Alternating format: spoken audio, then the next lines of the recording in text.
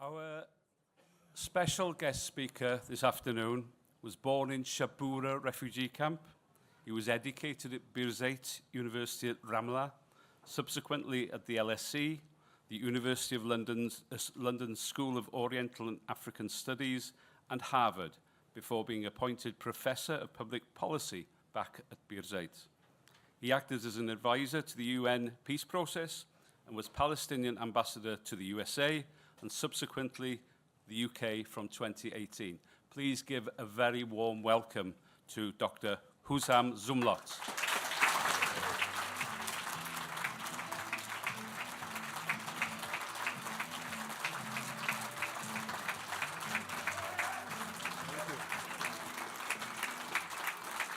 Thank you very much.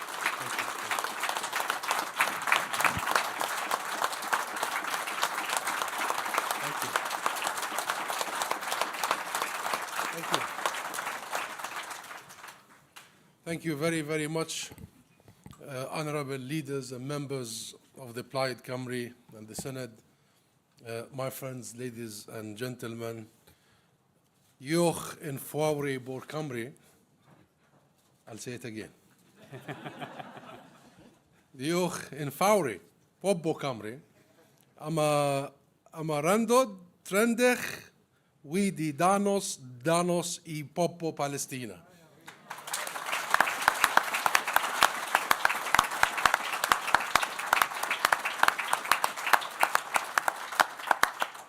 And for those who don't speak Welsh, I want to say a huge thank you to the people of Wales for the historic, incredible solidarity with the people of Palestine.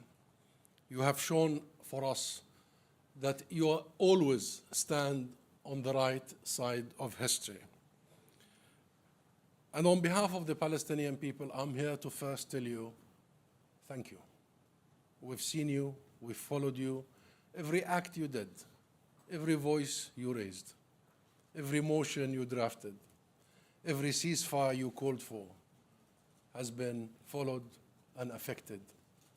Our long struggle affected our morale at this very bleak moment. Thank you for the invitation also here to a beautiful Wales and to speak at the Plaid Cymru annual conference. My friend Reen Ebiurwath, the leader of Plaid Cymru, and Honorable Liz Savvy Roberts, Westminster leader, for giving me the honor today to be among you. I am deeply grateful to the solidarity shown by the people of Wales during this, the Palestinian people's darkest hour. The Synod was the first parliament in the UK to call for a ceasefire in Gaza as far back as early November. We remember well that it was Plaid Cymru that had put forward that ceasefire bill.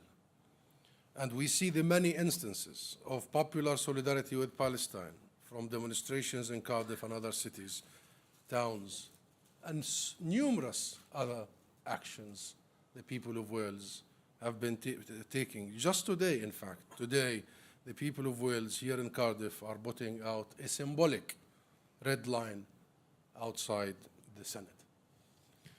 It is there to remind us, the red line, to remind us that Israel has crossed all red lines.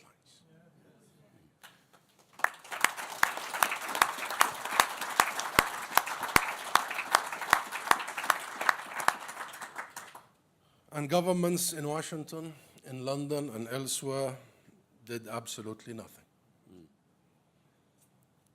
The red lines we established together as a family of nations after the horrors of the Second World War, after the senseless, evil murder of tens of millions of civilians here in Europe. We stood together and we said, never again. Never again we will allow for the targeting of any people because of who they are. And for that purpose, we did come together and we built our international order to prevent such madness, such carnage, to ensure that should wars erupt, if they should erupt, there are rules for and legitimization of how they erupt under the strict premise of self-defense. And by the way, that doesn't apply on an occupier. And should these rules be violated, those who violate the rules will be held accountable. That's the international system we built. Yet, here we are 78 years later. We are witnessing, yet again, the senseless genocide against our people because of who they are. I want to remind all of you here, because I am from Gaza, as our friend here generously introduced me, being born in a refugee camp. 60% of Gaza population are less than 16 years old. Who are they killing? Who are they targeting? And my friends,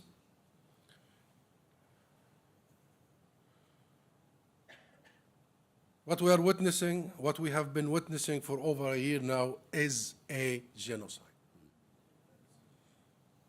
Some people deny it, some people deflect, some people dissemble, but no denial, no deflection, and no dissembling will bring back the 30 people who were killed in schools in Jabalia a few hours ago, mostly women and children. These were attacks on schools just a few hours ago, sheltering thousands of displaced people. These were 3 war crimes, openly admitted by an Israeli, because they bombarded 3 different schools, by an Israeli military convinced that it has full, absolute impunity. And the thousands who sought shelter in these schools have been displaced multiple times already and are now going to be displaced again. They join 1.9 million Palestinians in Gaza, 90% of the population who have been displaced so far, mostly to insecure shelters, tents, and who are huddled together on just a fraction, a small little fraction of Gaza's territory, which is already a very small, tiny territory. It's 360 square kilometers. What's the size of Cardiff? Maybe it will be even less than the size of the city of Cardiff. Yet, they are asked to live in a tiny place called Al-Mawasi, and that tiny place is still being bombarded. They stay, yet our people in the north, because the intensity of the bombardment in the last few hours is on the north of Gaza.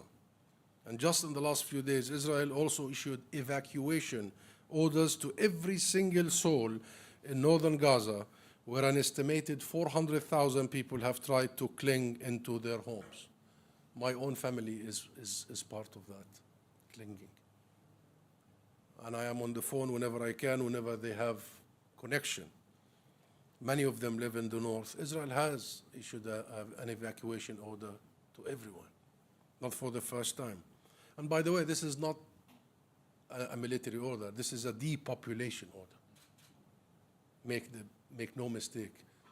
It's a they have declared it publicly that they want to depopulate the entire north of Gaza. However, our people, my family, and the entire people of the north, and all over Gaza, all over Palestine indeed, decide to stay because they are determined to avoid the fate of the parents and grandparents who in 1948 were similarly turned into refugees during the Nakba events, when 2/3 of the Palestinian people were ethnically cleansed from our homes, our lands, our farms, our lives. These are the lessons a traumatized people learn. Don't leave. And it is heartbreaking that death in Gaza has become the best of options. The best of options. The easiest of options. When I speak to people, it trenches the heart, kicks you in the guts, It dents your morality and your humanity when you hear that perhaps at this point being killed is not the worst case scenario.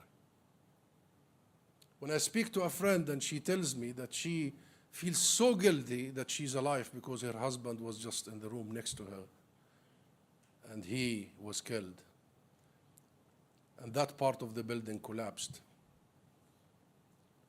And until now, his body is under the rubble. And by the way, he just graduated a year ago from King's University in London. He's a medical doctor who went back to Gaza to serve. He specialized in women and children. And we're just commemorating him by the name of Dr. Maysara Rayis. That was his wife who told me and told us that at that time she didn't know if she should pray that he is dead or alive. And part of her didn't want him alive because she didn't know what part of his body is impulated. To that extent, humans have become unknowing, undeciding to live or to die, to pray for survival. And you know the survival guilt? This is what we have come to. 42,000 people have been confirmed killed in Gaza, the vast majority women and children. I say confirmed because we don't know the numbers of those unconfirmed, like Dr. Maysara Rayis and all those who we didn't retrieve and we didn't bury. Conservative estimates like the Lancets, the UK Lancets, puts the figure far higher at over 180,000 who have been killed in the last year.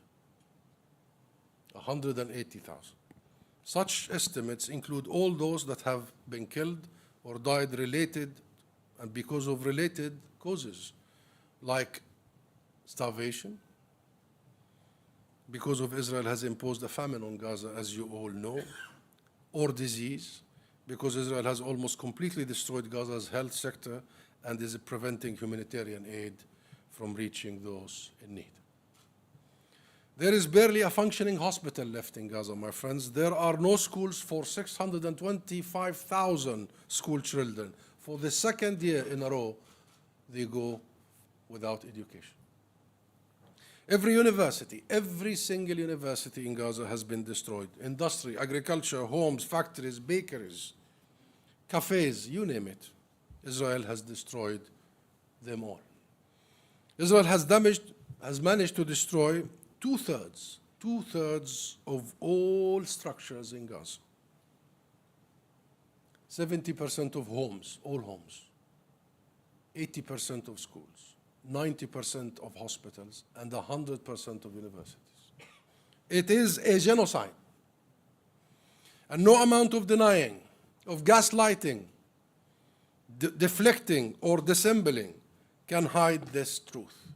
And that's why, as far back as January, the International Court of Justice ruled that the crime of genocide brought about by South Africa against Israel, they said that it is plausible that Israel is committing genocide and officially put Israel on trial for the crime of crimes. Extermination, annihilation of an entire people. And my friends, a few days ago, Israeli jets, because this is not just in Gaza. This is not just in Gaza. Israeli jets bombed a cafe in Tul Karim, a coffee shop in Tul Karim in the West Bank, killing 20 Palestinians. Some 750 people have been killed in the West Bank since last October. And by the way, speaking of October, everybody talks about the 7th of October. But on the 6th of October, the UN already declared that that was the deadliest year, 2023, for Palestinian children in the West Bank.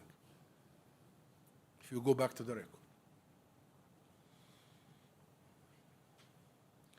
And in the West Bank, thousands have been injured, thousands have been detained without trial or charge, arbitrary detention.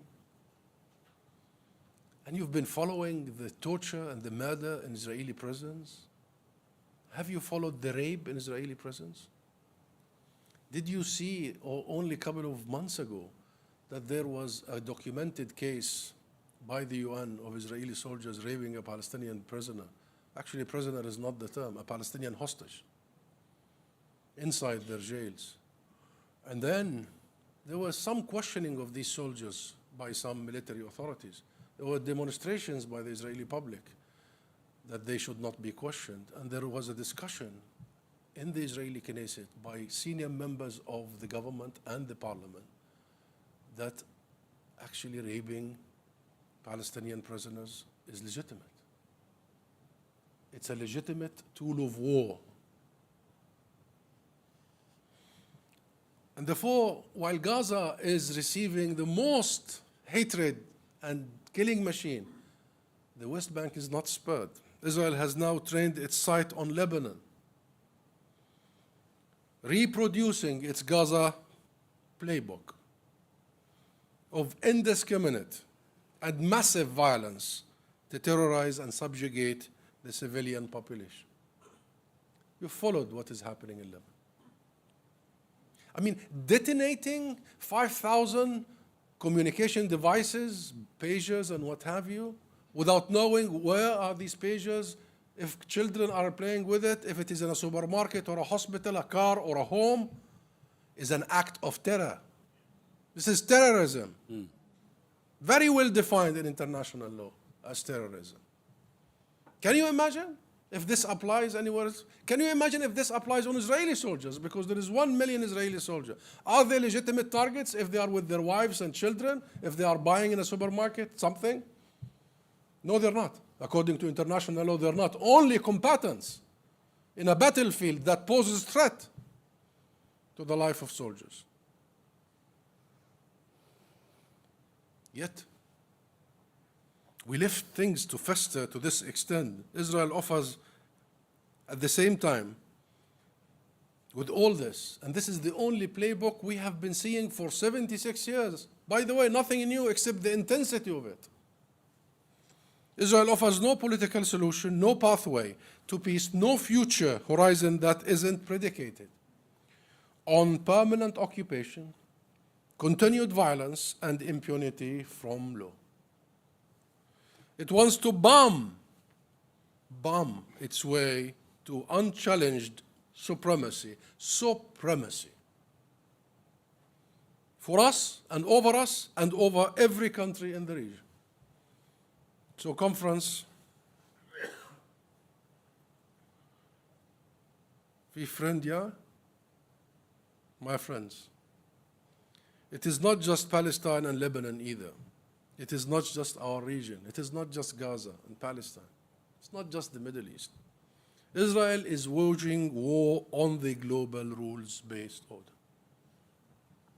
Despite the International Court of Justice, despite the UN Security Council resolution, despite the ICC, despite even the prompting of Israel's closest allies, like the US and the UK, Israel has time and time again rejected a ceasefire, rejected your call for a ceasefire as early as November. It has slandered UN agencies as terrorists. They have designated UNRWA, the biggest UN agency in Palestine and the region, as a terrorist organization. So it's not just a designation for the Palestinians. Now the United Nations is welcomed in that club. Anybody, anything that stands on their way tries to stop their atrocities. It has even declared the United Nations Secretary General, Antonio Guterres, as a persona non grata. He's not welcomed and they will not receive him, they will not give him a visa to Israel. Can you see the level of impunity? Because we have established the UN exactly to make sure that impunity doesn't exist. They are after the UN itself. In fact, only the last 24 hours, Israel has bombed UNIFIL, which is the UN peacekeeping mission in the south of Lebanon. Bombed them to that extent. Because if you allow them to slaughter Palestinian children, they will come after your children. They will come after your institutions.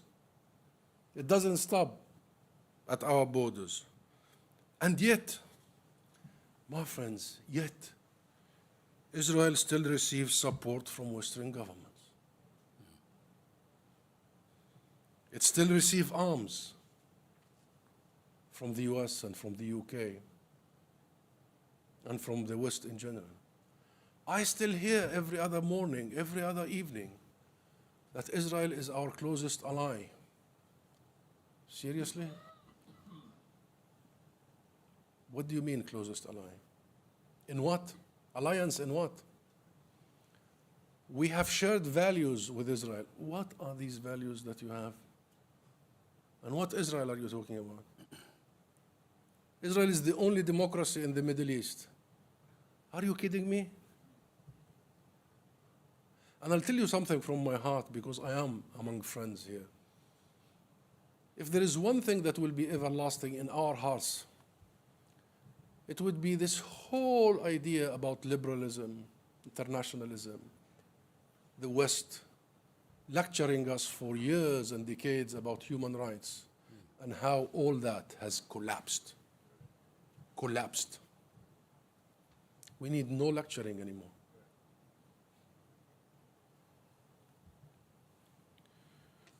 Still, Israel is allowed to deepen and expand its illegal colonial settlement in the occupied territories. Settlements are plainly designed to make occupation permanent. It is an act of annexation. It is not time we all collectively, isn't it?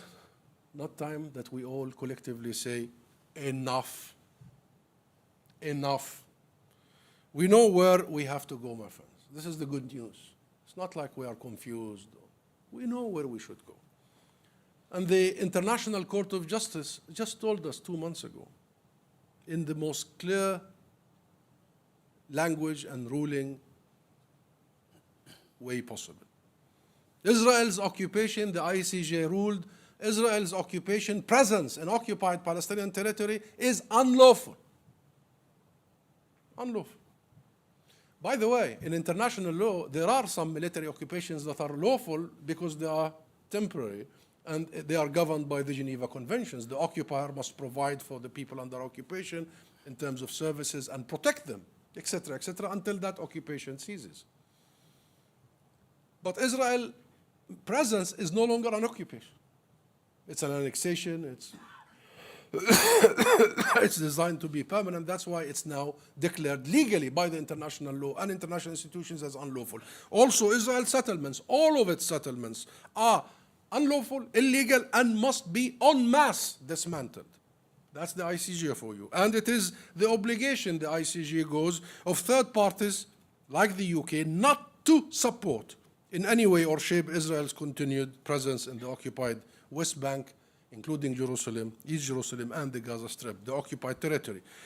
And the obligation of third states, this is where you come, my friends, in. This is where exactly you come in, the responsibility of third party. This is where the Senate and Westminster and all of your acts come in. And this is where Plaid Cymru and all our friends and political parties in Wales come in. This is where the great nation of Wales come in. Your role now is to continue reminding the UK government of its own obligation under UK domestic law before international law. And these obligations are clear. There must be an immediate ceasefire that should lead to an end to Israel's presence in occupied territory in 1 year, as more than 2/3 of the UN member states agreed this last month. If Israel continues to reject the international will, and it will reject, as it has been rejecting, Israel must be compelled to comply. There are clear mechanisms for this. We are not inventing the wheel here. To compel an actor that is not keen on acting in accordance with our rules, we compel these actors. How? Number one, arms embargo.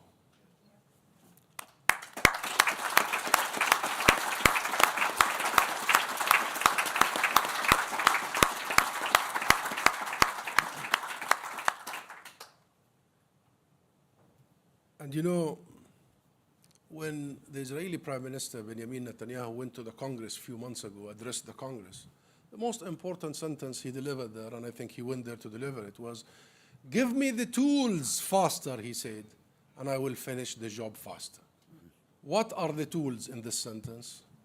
It's the arms, the weapons, the 2,000 pounds bombs, the bunker bombs, the F-16 and 35 that end up killing the thousands of children.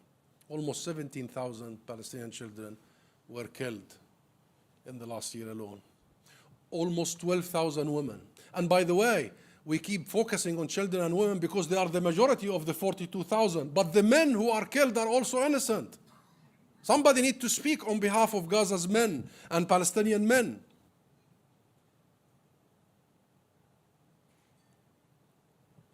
And therefore, the UK government has taken some tentative steps in this path, or on this path. But a partial arms embargo has already proven to have little effect. And you cannot half-bake this. You are either committed to international legality or you are not. There is nothing in between. There is no half pregnancy. Sorry for the expression. You are either here or you're there. Don't zigzag your way. And we're having steady conversations with the UK government about the need to enforce effective measures that includes a full arms embargo, as called recently by the French president, by the way, Emmanuel Macron. They must include sanctions. Sanctions. Sanction the illegality, sanction the illegal settlements, sanction the illegal settlers, sanction the companies that profit from the illegal settlements.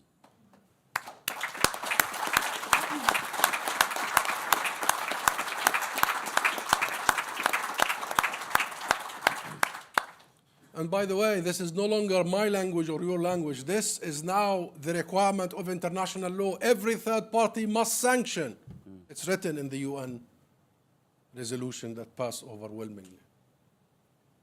Otherwise, these countries are not only complicit in the genocide, they are partners in the genocide. Partners in the genocide.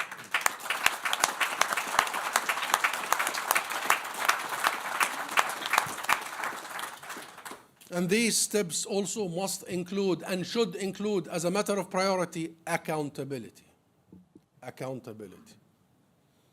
Every war criminal must be held accountable. All of them. Justice must be served to victims, all victims. And this is not just to serve justice for the victims and those who lost their lives and livelihoods, but this is an act of deterrence because we want to make sure that war criminals will think again next time. We want to make sure that this is the last time. Because guess what? Gaza, where I come from, is so resilient, so determined, so historic and ancient, so rooted, so educated. Just told you more than 60% are less than 16 years old. That's our wealth. Because they are one of the most educated in the entire region, if not the most educated in the entire region.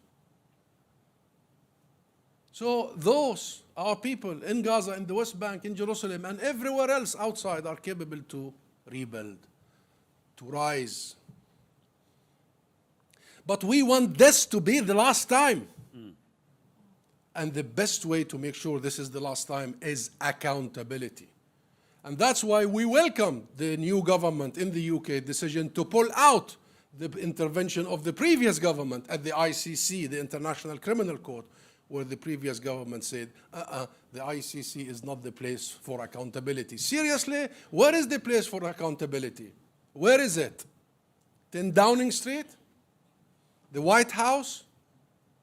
The place for accountability is the International Criminal Court. That's why the world established it. And they established it to hold all war criminals accountable, not the brown war criminals only, or the black war criminals only, or the Russian war criminals only, every war criminal.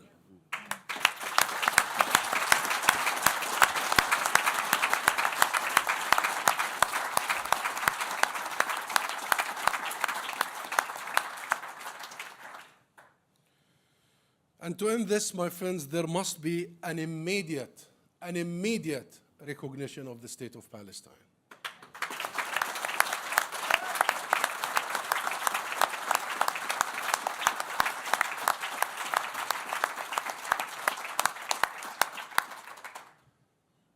This isn't a favor.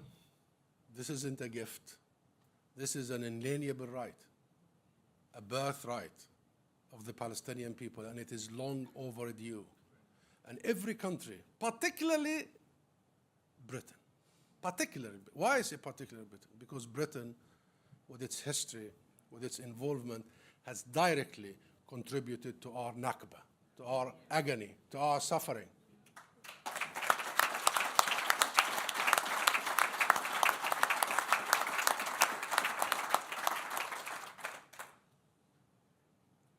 And we keep telling our counterparts in the British government, if not now, when? When? The British Prime Minister, Sir Keir Starmer, did say the sentence that this is not a gift, this is not a favor by a neighbor, this is a right. Okay. But last week he said something interesting in the parliament. He said, it's not, recognition of the state of Palestine is not a matter of if, it's a matter of when. You see, the art of delaying the inevitable. And we tell him, if it's a matter of when, it should have been done yesterday, long time ago. You've missed many historic junctures. And that's exactly why we are where we are today. Because you did not provide people with clarity. You did not give hope to the Palestinians that you are serious about your policy. You gave lip service and statements. And as a result, the lack of clarity, you asked us to recognize Israel, which we did, but Israel never recognized us, and you never recognized us. And the translation of that was, it's a process of encroachment by Israel, of biting land, of buying time, of undermining the very prospect of a two-state solution. And my friends, I will fast forward here by saying this. I know you will be voting on a motion just after this speech by mine. And I've been told, I've been briefed about some of the decisions you are making. I just want to tell you, and decisions in line of all what I just said. Calling a spade, calling Israel the apartheid state of Israel.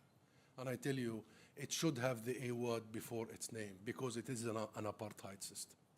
A system of supremacy, of negation, of denial, of hatred, of racism. And to bring it to an end, we have got to do what you did, and your parents did to the ANC and the South Africa and the anti-apartheid movement and the freedom of Nelson Mandela. How did the apartheid regime in South Africa collapse? It's because of your activism. Because you sucked oxygen out of the life of that racist regime. Because you encircled them, isolated them, and told them you can only exist in this world if you respect all equally. One person, one vote. And eventually, that apartheid regime collapsed. And by the way, that reminds me that the people of the world and the anti-apartheid movement was so advanced, governments were not in line. Wasn't the Thatcher government here or the Reagan administration were not in line. They were supportive of the regime until late in the game when they saw the depth and the seriousness of that anti-apartheid movement. Today we witness something very, very similar. And I remember very well the Right Honorable, the leader of the party, Ron, correctly denounced the collective punishment in the of Palestinians in Gaza and the unjust and inhumane. Your Labour colleague in the Senate, John Griffiths, in supporting the Plaid Cymru motion for a ceasefire, said, this is a moment of truth. That was already in November. History will judge us, he said. History will indeed judge us, my friends. History will judge us. But I know history will be kind to Wales, very kind, very loving to all of you and to Wales and the Welsh people who have shown great solidarity and moral clarity. Remember this, the tide is turning, my friends. The tide is absolutely turning. It's turning because of our people. This ancient nation, very well rooted, the heroism of people insisting to document, to film their own execution. So you know. So nobody can say they didn't know. The resilience, the steadfastness, the determination to keep the journey towards freedom. The insistence, the stubbornness. We must be hopeful. And look at you, and look at the millions who have protested across the world in support of Palestine. Millions upon millions. Look at the UN, the world's body, which is overwhelmingly for justice for Palestine. Look at the wave of recognitions from countries like Spain and Ireland and Norway, allies of the UK. Look at every international institution of justice. Look at the ICC and the ICJ. Look at every single significant human rights organizations, including the UK's one, the Amnesty International. Look at every freedom-loving people, you will see that the tide is turning. And remember again Nelson Mandela's long walk to freedom. Long walk to freedom.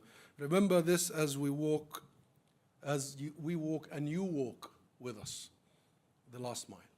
I firmly believe this is the last mile because it's hardest and darkest just before the dawn.